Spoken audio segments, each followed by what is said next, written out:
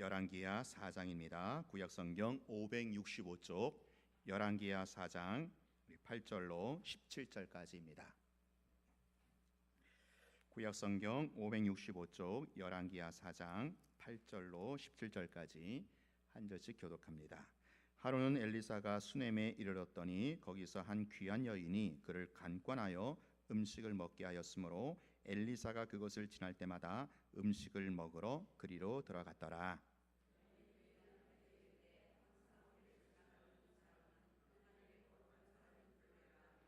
청하건대 우리가 그를 위하여 작은 방을 담위에 만들고 침상과 책상과 의자와 촛대를 두사이다. 그가 우리에게 이르면 거기에 머물리이다 하였더라. 자기 사환 게하스에게 이르되 이 수넴 여인을 불러오라 하니 곧 여인을 부르매 그 여인이 그 앞에 선지라.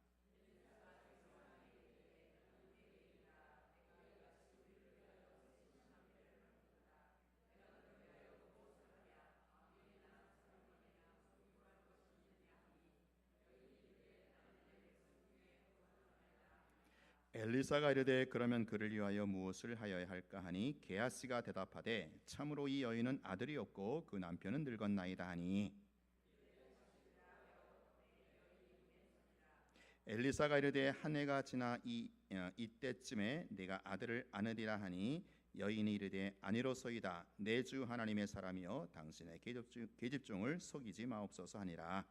여인이 과연 잉태하여 한 해가 지나 이때쯤에 엘리사가 여인에게 말한 대로 아들을 낳았더라. 아멘. 요즘에 제가 세일의 강단기도 하고 있는 중인데 뭐 특별한 건 아니고 기도 시간을 조금 늘렸을 뿐이에요. 근데 기도 시간을 좀 늘렸는데 제가 느낀 게 하나님이 참 기다리셨더라고요. 기도 시간을 늘리는 것을 굉장히 기다리셨고 원하셨던 것 같아요. 그래서 저는 그냥 조금 더 늘렸을 뿐인데 그 강단 기도를 통해서 하나님이 또 하나님의 살아계심의 그 손길들을 또 그것이 기적이잖아요. 기적의 손길들을 이렇게 평범한 일상 가운데 보여주시더라고요. 제가 경단 기도하는 거 알고 한 두 가정이 저에게 전화가 왔어요. 기도 제목 부탁이죠.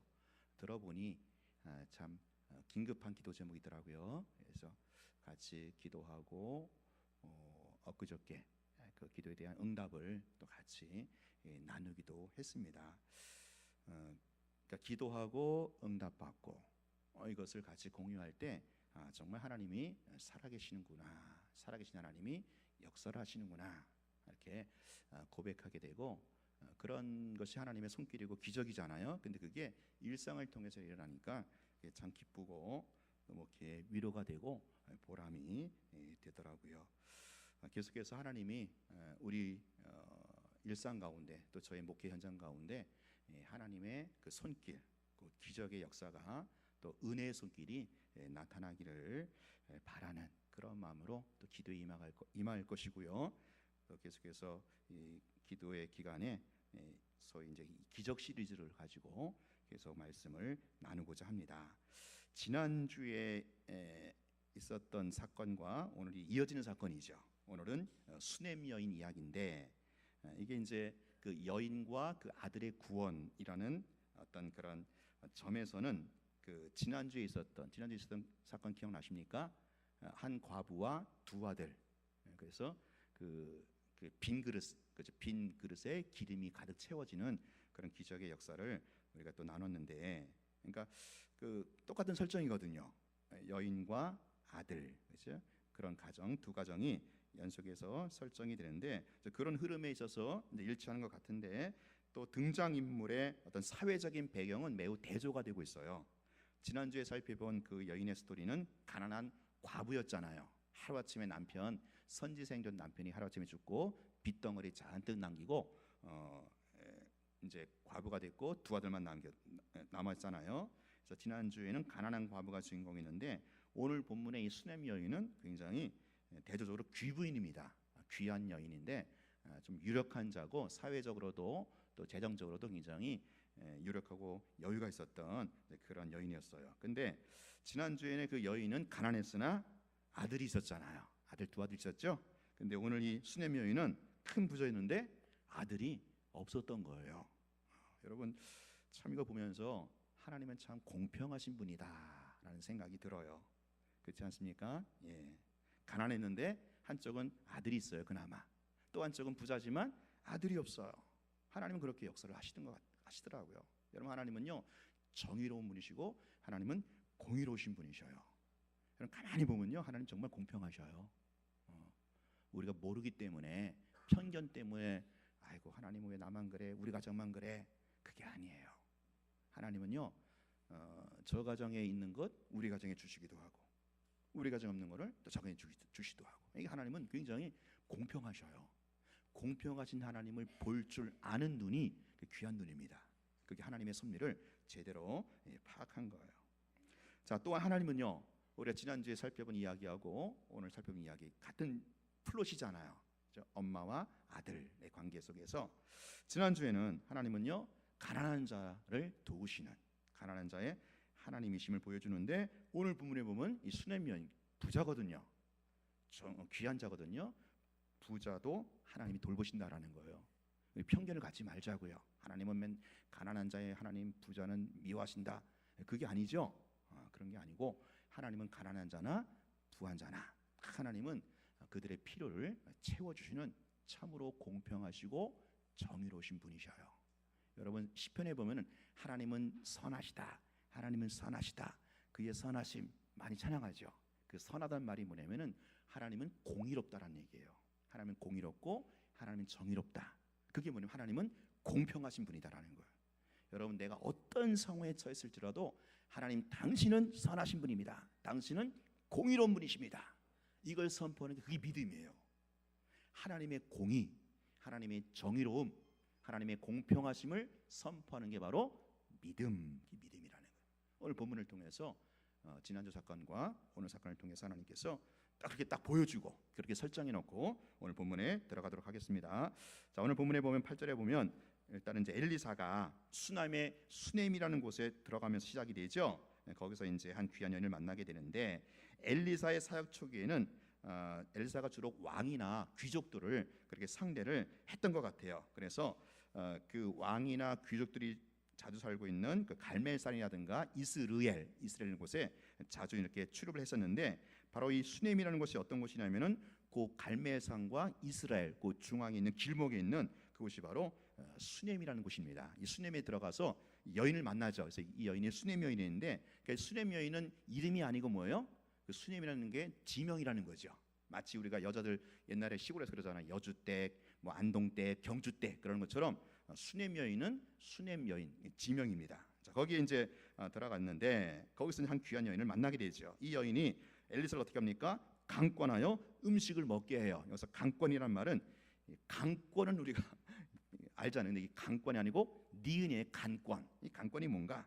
쉽게 말하면 매우 공손하게 환대한다. 이게 이제 간권입니다. 이게 지금 이 수넴 여인이 엘리사를 이제 공손하게 환대하는 거예요. 어떻게 환대합니까? 이제 엘리사를, 그렇죠? 음식으로 대접하고, 또 나중에 살펴보겠지만 엘리사를 위해서 작은 방을 또 마련해 줍니다. 그렇게 이제 엘리사를 섬기는데, 그 엘리사 섬기는 이 여인의 모습의 인격, 여인의 인격이 9절에 나와 있어요. 9절에 보면 여인이 그의 남편에게 이르되 항상 우리를 지나가는 이 사람은 하나님의 거룩한 사람인 줄 내가 아노니. 이게 지금 이 수넴 여인의 어떤 인격을 엿볼 수 있죠. 수넴 여인이 지금 엘리사 선지자를 섬기는데, 만약에 남편도 모르게 자기만 이렇게 남편 모르게 이렇게 뒤에서 섬기면 어떻게 되겠어요? 괜히 구설수에 오를 수도 있거든요. 그리고 그림도 안 좋고 덕이 안 될 수 있거든요. 그러니까 참 이 선지자를 섬기는 데 있어서 남편과 공유를 했다라는 거죠. 남편과 소통하면서 공유하는 건강한 부부임을, 건강한 가정임을 우리가 여기서 또 엿볼 수가 있어요. 또 이 수넴 여인은요 엘리사를 알아봐요. 어떻게 알아봅니까? 엘리사는 하나님의 거룩한 사람인 줄 내가 안다. 이 사람은 하나님의 거룩한 사람이다. 그러니까 하나님이 보낸 선지자를 알아본다라는 거죠. 이게 이 수넴 여인의 영성이에요. 여러분, 영성이 뭡니까? 하나님의 역사를 알아보는 거예요. 하나님의 사람을 알고 우대하는 거예요. 이게 수넴 여인이 우리에게 보여주는 인격과 영성입니다. 자, 이런 수넴 여인이 이 엘리사를 어떻게 섬깁니까? 여러분 10절 보세요. 10절 보면 엘리사를 위해서 자기네 집에 아마 담 위에 작은 방을 만들었어요. 아마 그 다락방 같은 것 같아요. 다락방을 만들어 가지고 거기에 침상도 넣어주고 책상과 의자와 또 촛대를 이렇게 이제 두었던 것 같아요. 그래서 엘리사가 사역하면서 아마 그 이 집을 이제 수넴 여인이 마련해준 작은 방을 근거로 해서 사역을 펼치면서 이곳에서도 안식을 취했던 것 같아요. 여러분 이거 재밌죠? 침상 쉬라고. 그다음에 책상과 의자 뭡니까? 책상과 의자를 왜 엘리사를 섬길 때 엘리사를 방을 준비할 때 책상과 의자까지 마련해 줬겠어요? 뭐예요? 공부하라는 거예요. 공부. 여러분 선지자는 열심히 공부해야 돼요. 열심히. 여러분이 저를 도와주는 게 뭐냐면은 양목사 열심히 공부하라고 도와주는 거예요. 그게 사실은 저를 위하는 겁니다. 이 엘리사가 열심히 공부해야 되거든요. 공부하라고 책상과 의자까지 준비하고 거기다도 뭐예요? 촛대까지 준비했대. 촛대가 뭐예요? 밤에도 공부하라고 밤에도 공부하라고 촛대까지 준비한 겁니다. 하여튼 열심히 공부하라는 거예요. 밤에도 잠깐만 자고. 그러니까 그 당시 선지자, 하나님의 선지자는요, 하여튼 열심히 공부해야 돼요. 율법을. 그래서 그 공부한 말씀을 잘 풀어서 가르치는 거, 이게 이제 선지자 역할이고 사명이었죠. 이걸 알았던 거예요. 누가? 수넴 여인이. 그러니까 그 수넴 여인이 이제 이 엘리사를 이제 그렇게 극진히 섬기는 겁니다. 여러분이 이게 수넴 여인의 섬김인데, 이 수넴 여인의 섬김은요 뭐예요? 마음으로 끝나지 않고 실제적인 구체적인 행동으로 드러나고 있어요. 여러분 섬김이란 게 무엇입니까? 내가 저 사람 도와줘야 되는데 안 됐다. 그걸로 끝나. 그건 섬김이 아니에요. 저 사람이 안 됐어. 도와주고 싶다. 그러면 실제적으로 그 사람의 필요를 채워주는 거예요. 도와주는 거예요. 저 엘리사 선지자 도와주잖아요. 엘리사에게 가장 필요한 게 뭡니까? 침상, 쉽기도 하고 그다음에 또 책상, 의자, 이 필요한 거예요. 그걸 알고 구체적으로 행동으로 섬김의 모델을 보여주고 있잖아요. 자, 그러니까 이제 엘리사가 거기에 감동받아 갖고 어떻게요? 보답을 하는 거예요. 11절에 하루는 엘리사가 그 방에 쉬다가 이제 자기 사원 게하시를 불러갖고, 야 게하시야, 이렇게 나에게 극진히 섬기는 이 수넴 여인의 필요가 뭔지 알아봐라. 그러죠? 이게 이제 엘리사의 보답인데, 여러분 참 제가 이게 엘리사의 마음을 알 수 있을 것 같아요. 제가 이번에 이제 한 주간 동안 이제 뭐 이렇게 세일에 어쨌든 작전기도 하는데, 우리 또 일려전도회에서 이렇게 또 섬김을 해주시더라고요. 일려전도회에서 이렇게 기도하시는데 지치지 않도록 여러 가지 이렇게 과일이라든가 또 그 건강식 같은 거 이렇게 쫙 넣어주는 거 보면서 제가 마음에 감동을 받았어요.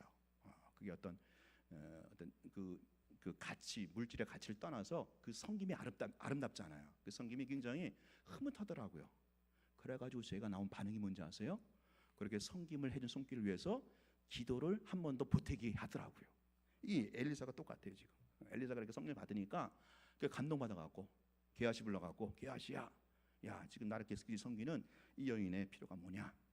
제가 이렇게 성령 받으니까 아무래도 이제 그 섬김의 손길을 베풀어 주신 분인지 알거든요. 우리 일려전도 임원들도 그렇고 하니까 한 번 더 기도를 하게 되는, 이게 이제 목자의 마음이더라고요. 그렇다고 여러분 제가 노골적으로 얘기한 건 아니에요. 뭐 선기라 그런 얘기는 하는 거, 그냥 본문을 얘기했을 뿐이에요. 절대 오해하지 마시고, 어쨌든 본문을 얘기했는데, 자 엘리사가 이제 그렇게 보답을 해요. 자 보답하는 장면이 재밌어요. 뭐냐? 엘리사가 자기 사원 게하시를 이제 불러내서 그 지금 이 등장인물이 3명이 돼요. 엘리사, 게하시, 그다음 누구예요? 수넴 여인. 그래서 그 중에 게하시가 일종의 중간 매개 역할을 해요. 그래서 지금 그림을 보면, 그림을 딱 상상해 보면 엘리사가 있고 중간에 게하시가 있고 저기 이제 수넴 여인이 있는 거죠. 그 장면이 지금 펼쳐지고 있습니다. 엘리사가 이제 물어봐요. 내가 너를 위하여 무엇을 하랴? 그러면서 그 당시 엘리사는 그 왕궁을 출입할 수 있었던 거예요. 그 당시 이제 구약 시대 선지자는 거의 왕궁 출입 선지자거든요. 그래서 그런 말 하잖아요. 13절에 보면 내가 왕에게나 혹은 사령관들에게 내가 이렇게 청탁할 일 없냐? 엘리사 저기 수넴 여인에게 도울 일 없냐? 그렇게 물어보죠. 그만큼 엘리사는 왕이나 어떤 사령관에게 영향을 끼칠 수 있는 그런 자리였다라는 거죠. 자, 이때 수넴 여인이 뭐라고 대답합니까? 나는 내 백성 중에 거주하나이다. 그러니까 나는 지금 백성 중에 있으니까 굳이 왕이나 사령관에게 청탁할 일 없다. 나 그거 괜찮다, 필요 없다. 그렇게 하는 거죠. 그래도 엘리사는 너무 고마워갖고 뭐라도 해주고 싶은 거예요. 그래서 포기하지 않고 어떻게 합니까? 게하시에게 또 물어봐요.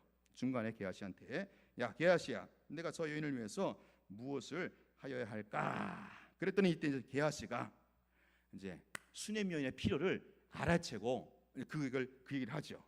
그 얘기 뭡니까? 이 수넴 여인이 사실은 아들이 없다. 남편은 지금 나이 많았고 아마 이제 이 여인도 참 생산력이 많이 떨어지지 않았는가. 아마도 이 아브람과 사라처럼 그런 집안이지 않았는가 싶어요. 그래서 아들이 없다. 그래갖고 엘리사가 그래 그러면 그 수넴 여인에게 이제 직접 얘기하죠. 내년 이맘때에 아들을 낳게 해주겠다. 아들이 이 가정에 너희 가정에 있을 것이다라고 16절에 이제 약속을 합니다. 이 여인이 물론 믿지 못하죠. 어유 어떻게 그럴 수 있어? 아마 사라 비슷한 것 같아요. 그러나 바로 아마 임신을 했던 것 같아요. 곧바로 임신했으니까 1년 후에 정말로 이제 아들을 얻게 되는 이제 그러한 스토리로 이어집니다. 이것이 오늘 본문에 나오는 기적이에요. 기적 아닙니까, 그렇죠? 아들이 없는 가정에 아들을 주신 거예요. 하나님의 역사죠. 하나님의 손길이 아닐 수가 없어요. 여러분, 이 수넴인을 통해서 우리가 오늘 주제로 다시 한번 모아보자라는 거예요. 누가 기적의 주인공이냐? 누가 기적의 주인공이냐? 자, 세 가지를 제가 제시하고 적용합니다. 첫 번째는 대가를 바라지 않는 섬김이에요. 대가를 바라지 않는 섬김. 희생하고 섬기는 자. 여러분, 제가 지난주에 말씀드렸죠. 하나님의 기적은요, 아무것도 안 한 자에게는 안 일어나요. 그게 성경의 원리입니다. 여러분, 내가 가만히 있으면요, 하나님도 가만히 계셔요. 내가 아무것도 안 하면요, 하나님도 여러분에게 아무것도 안 해주셔요. 내가 뭔가 이렇게 꼼지락을 해야 돼요.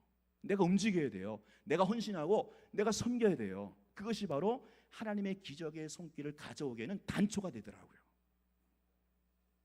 그게 시작이에요.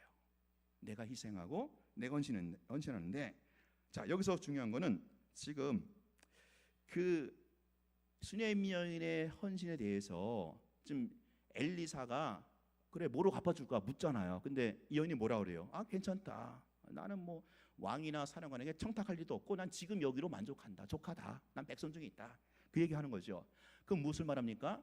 이게 이 여인을 통해서 이게 섬김의 본질이라는 거예요. 어떤 대가를 구하지 않는, 어떤 떡고물을 구하지 않는 진정한 섬김, 헌신의 모델을 수넴 여인이 보여주고 있는 거예요. 사랑하는 여러분, 기적을 바라십니까? 하나님의 기적의 손길. 우리가 헌신하고 섬기면 하나님이 기적을 베풀어 주시는데, 그 헌신과 섬김이 바로 아무것도 대가를 바라지 않는, 이 여인이 지금 대가를 바라고 이 엘리사를 섬긴 게 아니거든요. 자, 대가를 바라지 않는 헌신, 섬김, 이것이 어떻게 가능할까? 이것이 바로 하나님의 기적을 앞당기는 단초가 되는데, 이게 어떻게 가능합니까? 여러분, 이걸 알아야 돼요. 섬김은요, 희생은요, 그것 자체로 의미가 있는 거예요. 그것 자체가 좋은 거예요. 이 여인 보세요, 지금, 그렇죠? 엘리사를 위해 섬기자. 방도 마련해주고 침상도 또 책상과 의자, 촛대까지 준비하는데, 그게 이 사람은 좋은 거예요. 수넴 여인은 내가 이 선지자를, 하나님의 선지자, 기적을 일으킨 선지자를 이렇게 섬기면 나한테 뭐가 떨어지겠지. 그래서 한 게 아니고 이게 좋은 거예요. 왜 좋겠어요? 생각해보면 좋잖아요. 하나님의 말씀을 대안하는 자가 자기 가정에 가장 가까이 있으니까 얼마나 좋아요. 그게. 이 사람은요, 이 섬김의 비밀을 아는 거예요. 여러분, 섬김의 비밀이 뭔지 아세요? 섬김 자체를 즐길 줄 아는 사람이에요. 그것 자체가 좋은 사람이에요. 내가 이렇게 고생하고 충성하고 헌신해서 뭐를 바라는 게 아니고, 고생하고 충성하고 헌신한 것 자체를 즐길 줄 아는 사람, 이게 복인 줄 아는 사람, 그게 복일 줄 아는 사람이에요. 예. 오늘 찬양, 그렇죠? 행복, 진정한 행복이 뭐라고요? 이게 뭐 소유가 아니라는 거죠. 소유가 아니고 존재라는 거죠. 내가 하나님 안에 있는 그 존재. 지금 이 여인은, 그렇죠? 하나님의 자녀로서 하나님의 사람을 섬기는 것을 즐긴 겁니다. 그걸 자체를 좋아하고 감사해서. 그런데 그게 하나님 보시기에는 너무 귀했던 거죠. 기적을 심는 씨앗이 됐던 겁니다. 자, 두 번째, 오늘 이 여인을 통해서 누가 기적의 주인공이 될 수 있는가? 네. 역설입니다. 두 번째 역설인데 뭐냐면은 역설적이게도 기적을 바라지 않는 사람에게 기적이 주어지더라고요. 여러분 지금 이 가정에 준 기적이 뭡니까? 아들이잖아요. 아들. 이 기적이거든요. 남편 늙었지 아마 이 여인도 아마 경수가 끊어지지 않았는가 싶어요. 그런데 이 가정에 아들이 주는 기적이 주어진 것이죠. 근데 이 여인이 어떻게 해요? 아들을 구했어요? 안 구했어요? 안 구했어요. 그거는 중간에 있는 게하시가 알아차려 갖고 게하시가 이렇게 한 거지. 이 여인은 아들을 구하지 않았어요. 달리 말하면 기적을 구하지 않았어요. 그런데 기적을 구하지 않은 그 가정에 결과론적으로 기적이 주어진 거예요. 아들이 허락된 거죠. 왜 그랬겠습니까? 아까 그 말에서도 힌트를 엿볼 수 있죠. 나는 내 백성 중에 거합니다. 이 여인의 고백이에요. 여인은요 일상이 기적인 줄 아는 사람이에요. 여러분 제가 굉장히 어려운 얘기했습니다. 아주 중요한 얘기예요. 일상이 기적인 줄 아는 사람에게 하나님이 기적을 베푸시는 거예요. 이 여인은요 일상이 기적이야. 지금 사는 게 기적이야. 그래서 만족해, 감사해, 행복해 하는 거예요. 그런 이 여인에게 아들을 주시는 기적을 주시는 거예요. 여러분에게 주어진 환경, 여건 기적인 줄 믿으시기 바래요. 그게 기적인 줄 아셔야 돼요. 그런 사람에게 하나님이 진짜 기적을 또 주시는 거예요. 또 다른 기적을 주시는 거예요. 여러분 목회자의 기적이 뭐겠습니까? 목회자가 늘 바라는 게 뭐겠어요? 저 같은 경우 다 똑같죠. 교회 부흥이죠. 교회 잘 되는 거죠. 그래서 교회 부흥을 추구하죠. 근데 이렇게 책을 읽어보면 또 이제 목회 참 건강하게 잘하신 분의 수기를 보면 또 주변을 보면 공통점이 있어요. 똑같은 고백을 하더라고요. 자기는 그 부흥을 꿈꾸지 않았다는 거야. 참 어떤 때는 기분이 나쁘기도 해. 우리는 그냥 오맹물망 부흥을 꿈꾸는데 진짜 그 하나님의 부흥을 맛본 사람은 부흥을 꿈꾸지 않았대. 한 번도 꿈꾸지 않았대. 그냥 자기는 그냥 기도하고 말씀 전하고 제자 훈련하고 그죠? 사람 살리고 양육하는 일에 최선을 다했지 이게 이 부흥하고는 전혀 생각을 못했다는 거예요. 근데 나중에 결과적으로 하나님이 이렇게 은혜 주셔서 부흥케 하셨더라. 이런 고백을 한결같이 하더라고요. 여러분 이 수냄 여인입니다. 수냄 여인. 내가 지금 그렇죠? 나 일상이 기적인 줄 알고 그 일상에 최선을 다하는 거예요. 그럴 때 하나님이 또 다른 기적을 허락해 주시더라는 거죠. 제가 계속해서 저한테 주시는 말씀, 메시지더라고요. 양 목사야, 부흥을 원하느냐? 너 기본에 더 충실해라. 주어진 목회 현장 감사하고 기본에 더 충실해라. 그래서 제가 이제 이게 동기부여가 되는 거예요. 기도 시간이 늘어나게 되는. 그래서 이거다. 하나님 그걸 바라셨더라고요. 그거를. 내가 부흥을 위해서 부흥을 꿈꾸면서 막 이렇게 막 몰아 가는 게 아니고 그거는 이제 하나님이 알아서 하시는 거고 오늘 우리가 할 일은 뭐예요? 본질이에요. 기본과 본질. 그럼 하나님이 그렇게 하다 보니까 기적을 주시는 거예요. 수냄 여인. 지금 주어진 일상이 기적이에요. 그게 감사한 줄 아는 거예요. 그러니까 그런 고백을 하는 거죠. 내가 백성 중에 있나이다. 청탁할 필요 없다. 왕에게, 사령관들에게.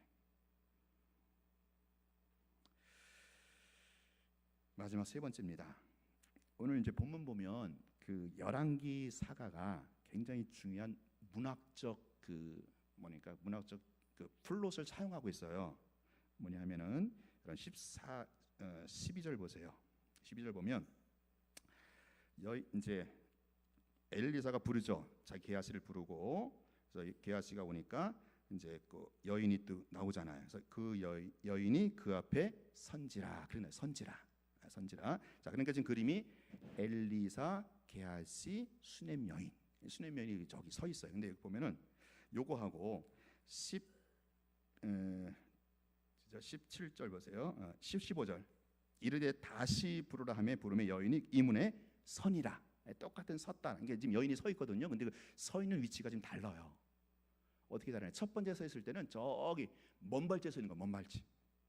지금 엘리사, 게하시, 수네명이 저 먼 발치. 그리고 두 번째 불렀을 때는 이 여인이 좀 더 이렇게 가까이 가고 거의 이제 뭐예요?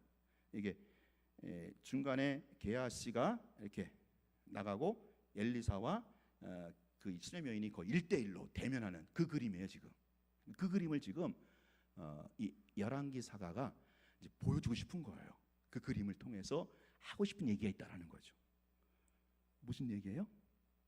하나님과 선지자와 거리가 가까울수록 여기 이제 기적이 베풀어지는 통로가 된다라는 거예요. 자, 중간에 보세요. 중간에 이제 게하시를 통해서 그의 필요가 뭐예요? 그 아들이라는 거 알아듣고 그래? 그러면 이제 다시 오게 하라 해서 내가 명년에 내년 이맘때 네 가정에 아들이 주어질 거다라고 약속하잖아요. 그때 그 여인의 위치가 한층 더 가까워진 거예요. 누구랑? 엘리사하고. 처음에는 좀 약간 떨어져 있었어요. 그리고 중간에 누가 있었어요? 게하시가 있었어요. 근데 두 번째 그림은 한층 더 가까워졌고 중간에 이제 게하시도 이렇게 사라졌죠. 엘리사와 이 수네명이 1대1로 대면을 하는 그 그림을 오늘 열왕기사가는 이 그림을 설정해서 봐라. 이 하나님의 선지자와 가까이 하면 할수록 이게 바로 그 기적이 베풀어지는 통로가 된다라는 거죠. 여러분, 누가 기적의 주인공입니까? 여러분, 누가 기적을 하나님께서 베푸셔요? 여러분, 하나님과 여러분의 그 거리만큼이나 기적의 통로가 되는 거예요. 내가 하나님과 거리가 멀면 멀수록 그만큼 내 삶의 일상의 기적은 요원한 겁니다. 자, 멀리 있는 거예요. 그러나 내가 하나님과 가까이 하면 할수록 기적의 통로가 되는 거예요. 그래서 여호와께 가까이함이 내게 복이 되는 거죠. 사랑하는 여러분, 기적을 요구하십니까? 기적을 원하십니까? 여러분, 하나님과 가까이 길 힘쓰세요. 하나님과 거리만큼이나 하나님의 기적의 손길은 미리 예비가 돼 있는 거예요. 자, 그러면 제가 마지막으로 하나님 가까이 하는 게 복인데, 하나님 가까이 하는 것이 복이고 이게 기적의 통로인데, 그럼 어떻게 하는 하나님 가까이 하는 거냐? 이게 막연하지 않냐? 오늘 본문 보면서 아주 중요한 인사이트가 있어요. 자, 지금 엘리사, 중간에 게하시, 그다음에 수네임 여인. 이 지금 세 명이서 이제 얘기가 이루어지는데 엘리사가 게하시한테 얘기하고 게하시가 이 여인한테 얘기하고 또 이렇게 왔다 갔다 하죠. 중간에 누가 역할을 해요? 매개 역할을 게하시가. 자, 근데 이 게하시가 뭐를 알아요? 이 여인의 필요를 아는 거예요. 여인에게 정말 필요한 게 뭐라는 거예요? 아들이야. 그걸 게하시가 알고 그 게하시가 그거를 선지자에게 보고를 해요. 그러니까 엘리야가 그래? 그러면 이제 직접 야, 수님 내년에 니네 가정에 아들이 있으리라 약속하시잖아. 중간에 매개체 역할을 하는 그 게하시가 이 수녀면의 필요가 뭔지, 수녀에게 꼭 필요한 기적이 뭔지를 안다라는 거죠. 여러분, 하나님과 우리 사이에 중보자 되시는 성령님이, 그렇죠? 성령님이 우리의 필요를 아십니다.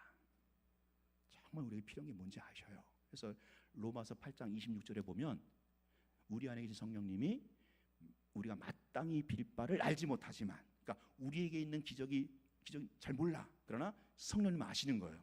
그래서 마땅히 빌 바대로 탄식하며 성령이 기도하시는 거예요. 성령님은요, 우리의 필요가 뭔지 아셔요. 우리에게 꼭 필요한 거, 우리에게 꼭 일어날 기적이 뭔지를 아시는 거죠. 마치 게하시가 수냄 여인의 필요가 뭔지 알듯이, 그래서 하나님 선지자에게 보고하듯이. 그러면서 거리가 가까워지잖아요. 나중에, 그렇죠? 이 게하시가 없어지고 대면하게 되거든요. 하나님과 가까이 하는 게 뭐냐? 제가 그 비밀을 말씀드릴게요. 제가 제 인생에서 가장 황홀했던 때가 있어요. 영적으로. 그게 이제 1987년 고등학교 4학년 때예요. 저는 고등학교 4학년을 다녔어요. 고등학교 3학년 때 휴학을 한번 해가고 4학년 다녔는데 그때 이제 6월 한 달 동안 내 인생에 가장 황홀했던 때예요. 그때는요, 하나님의 임재 가운데 살았어요. 하나님과 대화도 했다니까요. 안 믿겨지죠?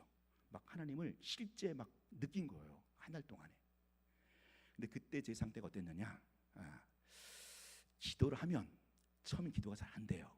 근데 기도가 30분, 1시간 좀 깊이 들어가면 처음에는 제가 기도했는데 30분, 1시간 기도하면 나중에 내 안에 계신 성령님이 기도를 하시더라고요. 여러분 그거 경험하신 분들 아실 거예요. 제가 무슨 얘기하는지. 처음에는 내가 기도했는데 기도가 깊어지면 깊어질수록 제 안에 계신 성령님이 기도를 하시더라고요. 이게 성령의 기도죠. 그때가 제가 하나님과 가장 가까웠을 때예요. 그때와 하나님은요, 막 불과 내 앞에 계시는 거예요. 그때. 저는 그때가 너무너무 그립고 추억이 되고 지금도 그때를 돌아갔으면 좋겠다는 마음이 늘 있잖아요. 20년 전. 20년이 뭐 30년이네, 30년 전. 여러분 하나님과 가까이 하는 게 어떤 거냐? 여러분 안에 계신 성령님이 기도하시는 그 수준까지 가야 되는 거예요. 왜? 내 안에 계신 성령님만 내 영적 필요가 뭔지 알거든요. 오늘 계하 씨가 수냄 여인의 필요가 뭔지를 알고 있듯이 내 안에 계신 성령님이 내게 필요한 비적이 뭔지 알고 있어요. 그래서 그 성령님이 기도하도록 그 수준까지 갈 때 그게 바로 내가 하나님과 가장 가까운 거리다라는 거예요. 우리가 거기까지 갔으면 좋겠어요. 거기까지 가면요 이제 기적이 일상이 되는 거예요. 기적이. 제가 지금도 간증할게요. 그 당시 제가 이제 주일학교를 맡고 있었어요. 시골이니까 제가 이제 고등학교 3학년인데 주일학교 교육자였어요. 고3에 좀 미안한 얘기인데 그때 주일학교 제일 부흥했어요. 지금도 기억나요. 그때는요 그냥 저는 이렇게 설교만 했는데 애들이 그냥 조용하게 말씀을 스폰지로 받아들이는 거예요. 그러니까 제가 하나님과 가까우니까 막 이 사역에 기적이 나타나는 거예요. 막 기적이. 막 제 입이 꼭 거북선 불 나오듯이 뭐 그런 걸 느끼겠어요. 하나님과 가장 가까이 있을 때. 그때가 바로 내 안에 계신 성령님이 기도할 때라는 거죠. 우리가 거기까지 목표를 세우고 그 수준까지 저 여러분이 갔으면 좋겠어요. 그렇죠? 내 안에 성령님이 기도하는 그 수준까지. 그래서 여러분 이게 처음부터 안 돼요. 처음부터 안 돼요. 처음엔 내가 기도해야 돼요. 근데 10분, 20분 가지고는 안 될 것 같아요. 제가 볼 땐 그래요. 적어도 30분, 40분은 기도해야 이제 성령이 발동이 걸리더라고요. 우리 이상희 집사님도 그런 얘기 많이 공감하는데 그래요. 그래서 여러분 기도할 때 10분, 20분 기도하고 홀라당 일어나지 마시고 이렇게 좀 바꿨으면 좋겠어요. 내가 좀 기도 30분, 40분 한번 해보겠다. 그러면요, 내가 처음에 기도하는데 나중에 성령님이 기도를 시키셔요. 성령의 기도를 하게 돼요. 그래서 그 수준 되면요, 하나님과 밀접한 거예요. 이게 친밀해진 겁니다. 그러면 그런 사람에게는 일상이 기적이 되는 거예요. 일상 기적의 연속이 되는 거죠. 저도 늘 그거를 다시 회복하기를 바라는 마음으로 또 기도하고 있어요. 오늘 이 여인 보세요. 그렇죠? 여인의 필요를 게하 씨가 알고 있잖아요. 그래서 게하 씨가 이제 딱 빼질 때 그 엘리사와 여인이 가장 가까운 그 거리에서 아들이 있으리라 약속을 받았거든요. 사랑하는 성도 여러분, 하나님의 기적은요 은혜라고 그랬죠. 또 다른 말로 은혜. 그래서 기적은 일상이 되어야 돼요. 삶 가운데 일상이 되어야 돼요. 세 가지를 오늘 꼭 기억하고 적용했으면 좋겠어요. 대가를 바라지 않는, 떡고물을 바라지 않는 순수한 동기의 헌신과 섬김. 왜요? 그게 좋은 거야. 그냥 섬기는 게 그저 좋아. 사랑하였으므로 행복했네 라는 것처럼 내가 섬겼으므로, 내가 헌신했으므로 그게 행복인 줄 아는 사람.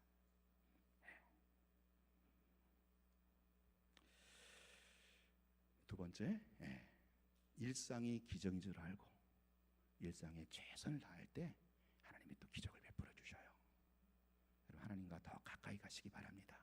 어느 때까지 내 안에 계신 성령님이 기도하시는 그 수준까지 우리 한번 같이 가보자고요. 그래서 한번 여러분의 삶 가운데 또 저희 목회여정 가운데 늘 하나님의 일하심이, 하나님의 역사하심이, 이런 기적이 늘 나타나기를 주의 이름으로 소원합니다. 축원합니다. 기도하겠습니다.